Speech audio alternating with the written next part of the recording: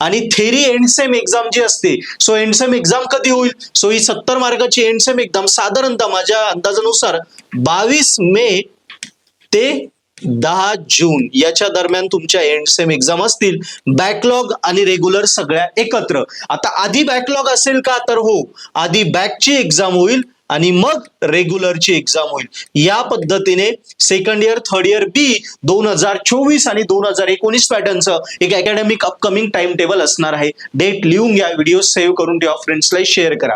आता first year वर येऊया. बघा, फर्स्ट इयरचं टर्म एंड साधारणतः 30 मे पर्यंत होणार आहे. 25 किंवा 30 मे पर्यंत फर्स्ट इयरचा टर्म एंड होईल. फर्स्ट इयरचं सबमिशन कधी असेल? 1 ते 10 जून याच्या दरम्यान फर्स्ट इयरला सबमिशन करायचं आहे. 1 ते 10 म्हणजे 1 ते आपण 8 जून असं कन्सिडर करूया. 1 ते 8 जून याच्या दरम्यान फर्स्ट इयरला सबमिशन करायचं असेल.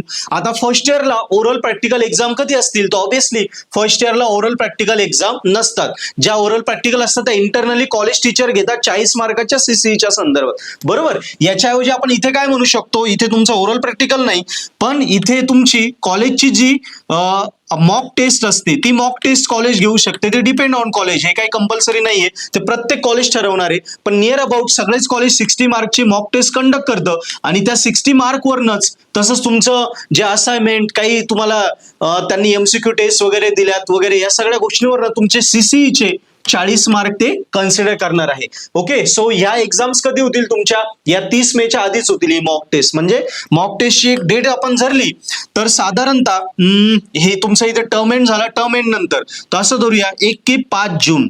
हे प्रत्येक कॉलेजनुसार व्हॅरी होऊ शकतं.